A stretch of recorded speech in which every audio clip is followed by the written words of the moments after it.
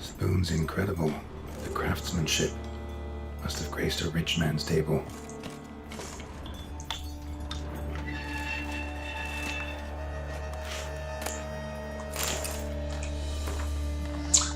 For days now I've been hearing Jesus spells and speaking.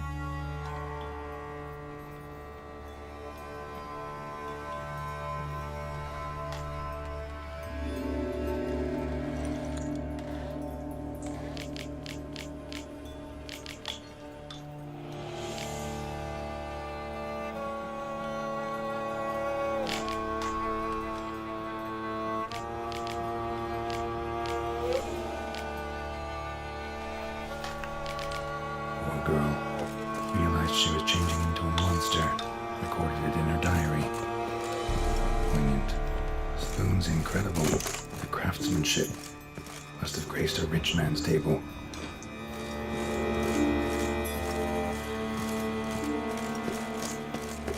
No spoon you have shall say to you. Whatever lives here treated that literally, still searching for the right spoon.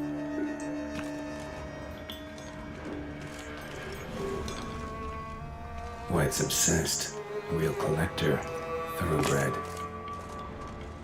Skeletons. Doubt they came here willingly. This have anything to do with the curse?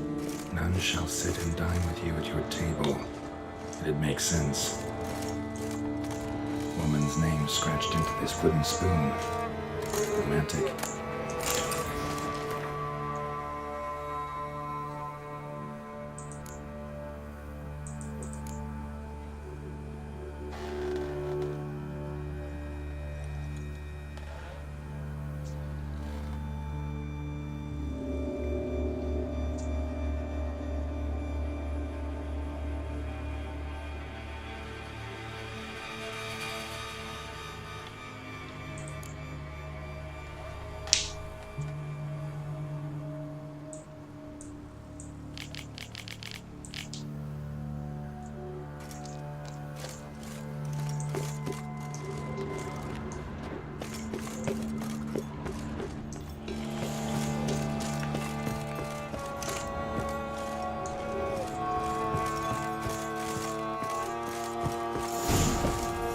Does seem like a White's lair. Bit atypical, but still. Cauldron should be somewhere around here.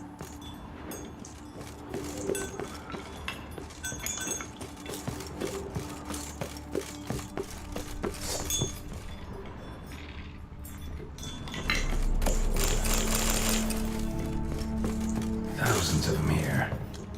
White's been a collector for years.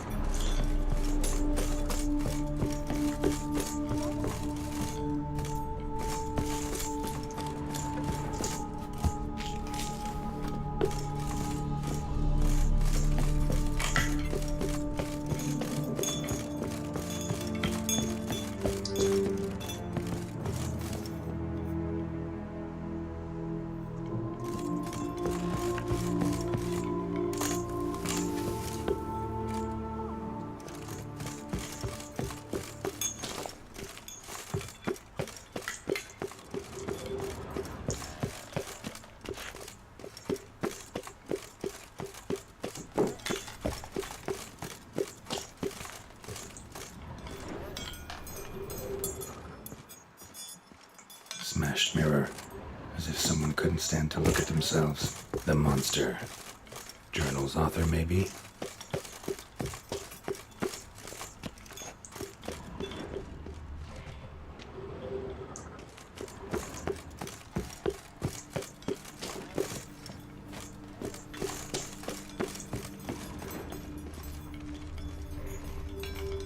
Spoon.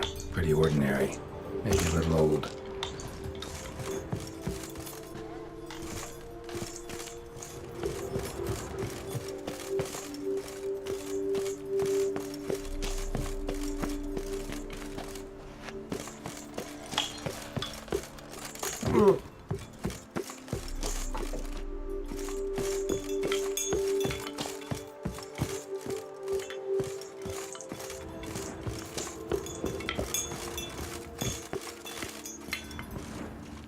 Cauldron I was looking for. White's not particularly tidy. Table's set. White, who lives here, is getting ready for some sort of feast. White that lives here, definitely afflicted by a curse, and it's been trying desperately to lift it.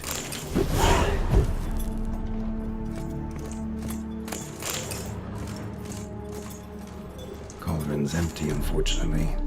Regis needs some brew. Afraid he won't get that. No choice but to hide and wait for the saliva glands and their bearer.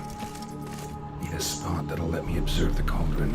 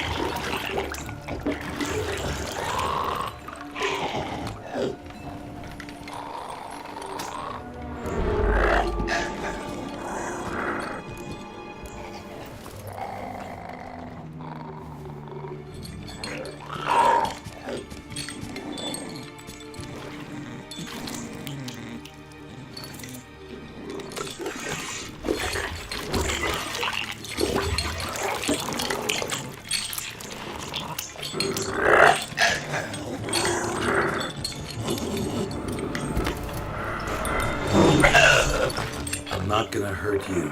Wanna help? I've seen the words of the curse on the walls. Think I know how to lift it.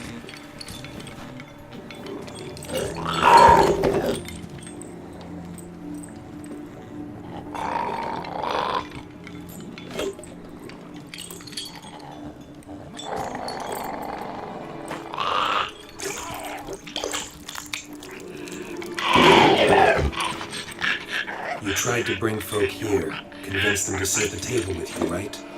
Well, I'm gonna be your guest now. Your willing guest.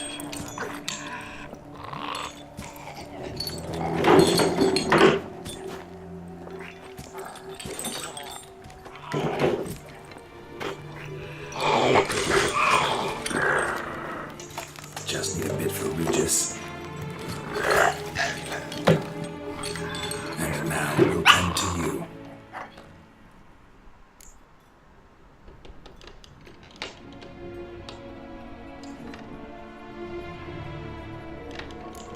Need to get this right. Words of the curse were, none shall sit and dine with you at your table. No spoon you have shall sate you. Never again shall you wish to spy your reflection in the mirror.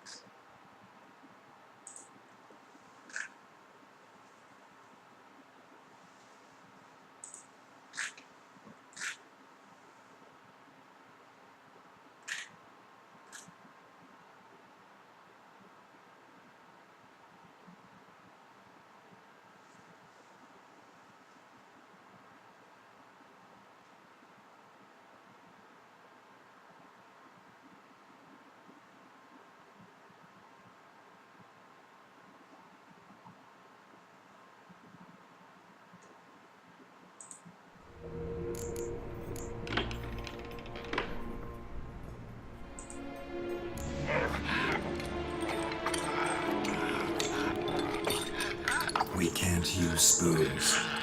No, that won't work. You've been looking for a spoon that would feed you, but there's no such spoon. We need to eat without spoons.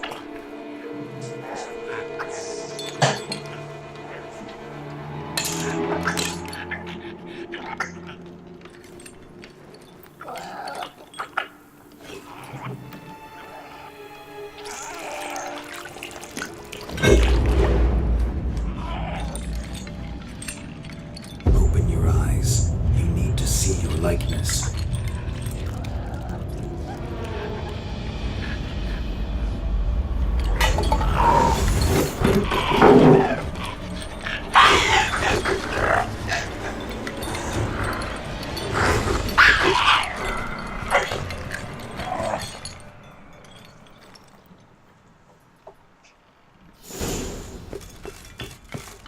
I think it worked.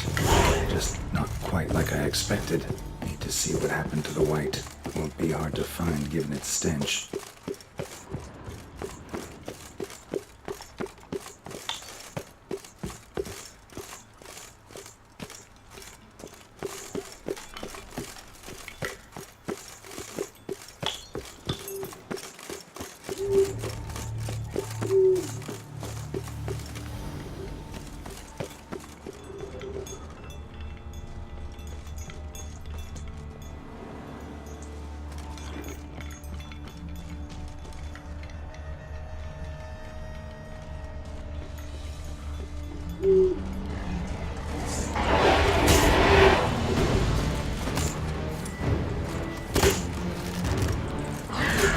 Bastard.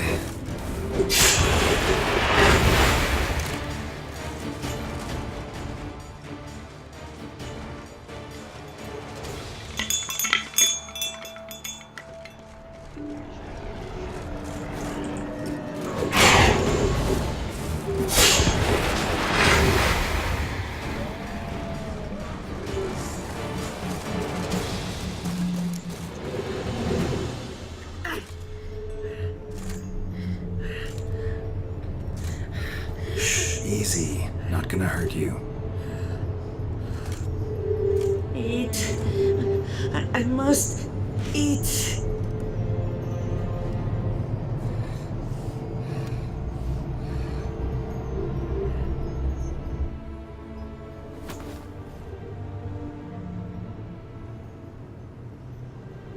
I'll take you someplace safe.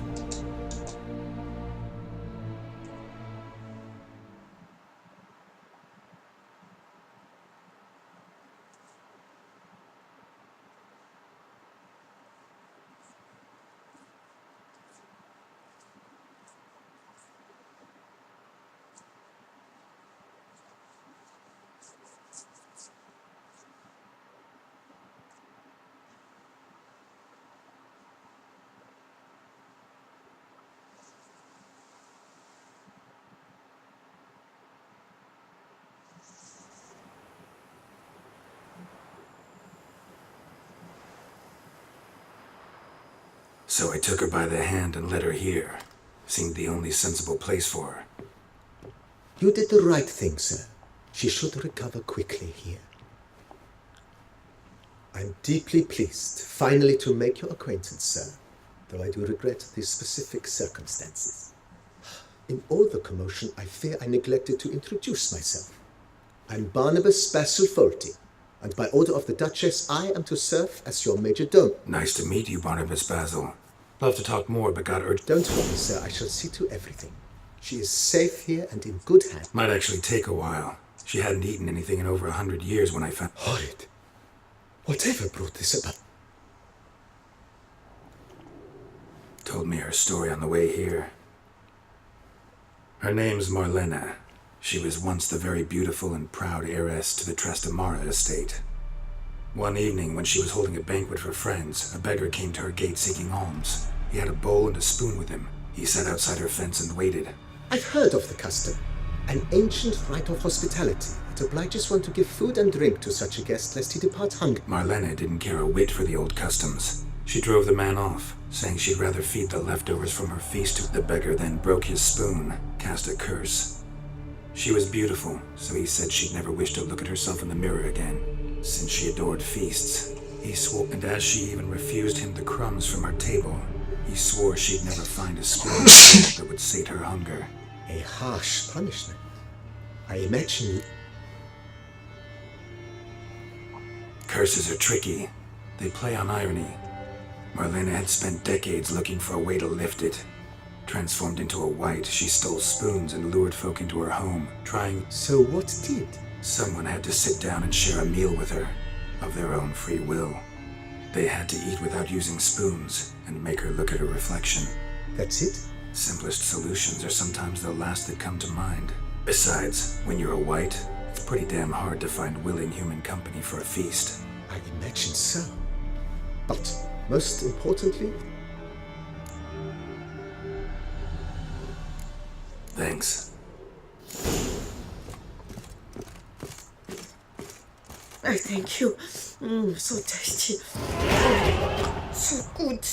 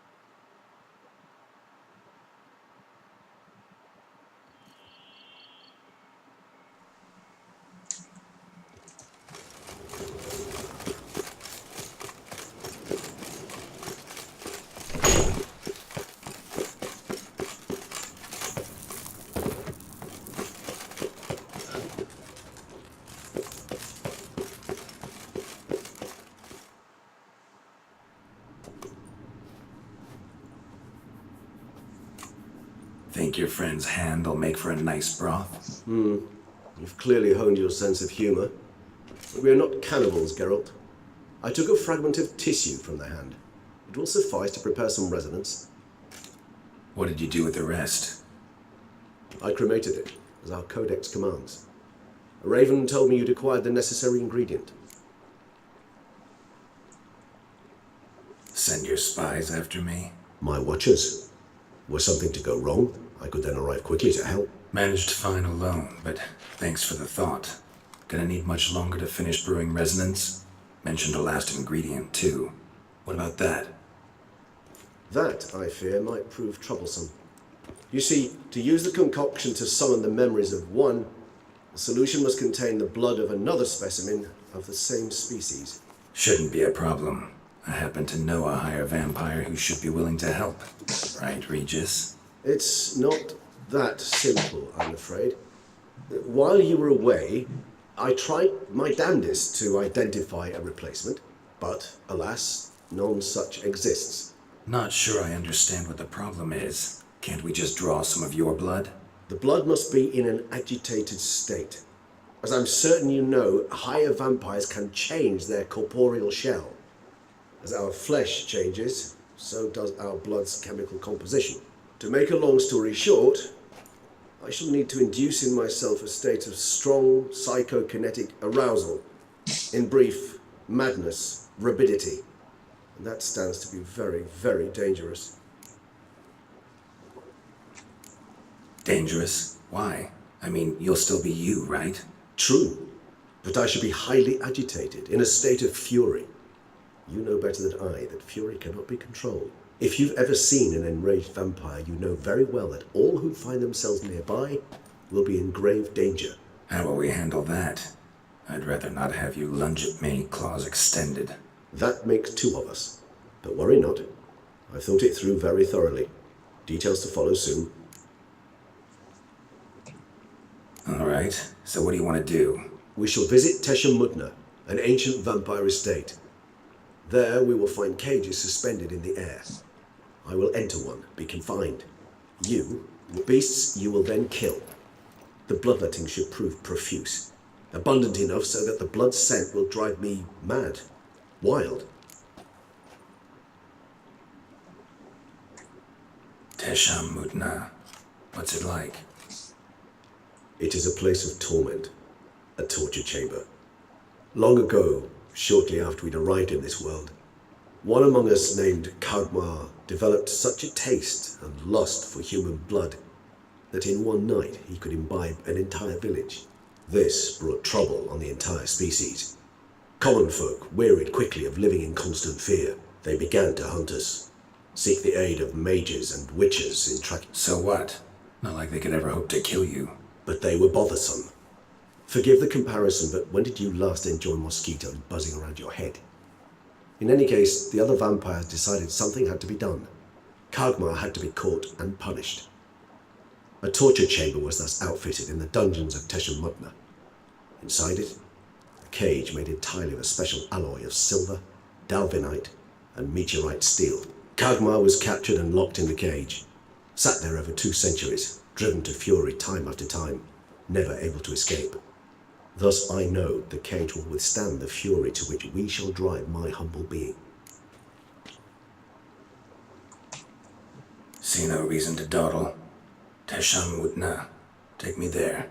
In a moment. Just one last thing.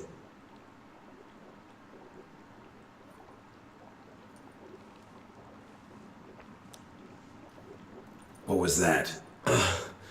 Blood. Oh, the last favour the Raven did me. I've also taken some Sancurium, a solution that sharpens one's sense of smell. One drop of blood shall smell like a gallon to me now. You crazy? You're a recovering addict. Your outrage warms my heart, Geralt, but you must remain calm. I have no choice.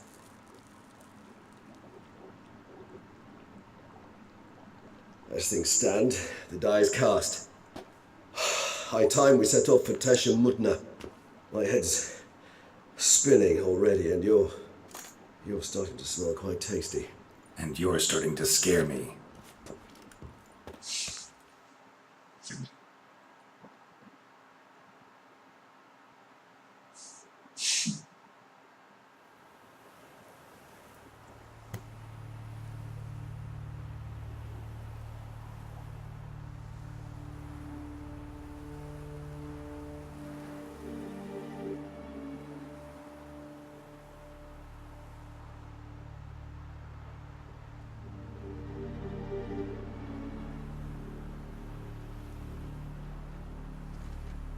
We have arrived.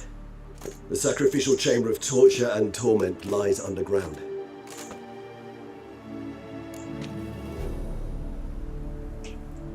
You lead.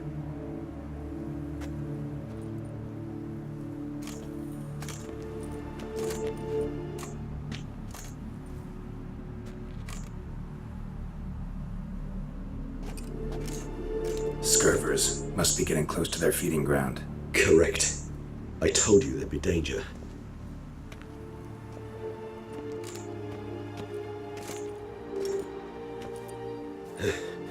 Beyond this wall lies... An ancient vampire dungeon. Seen a lot of things in my time. Nothing quite like this, though. I feel honored. A man with such a wealth of experience, yet I'm about to show him something new. Now, to open it.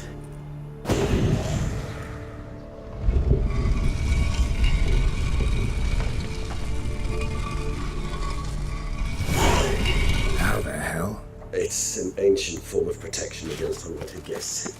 The mechanism which releases the latch reacts only to a higher vampire.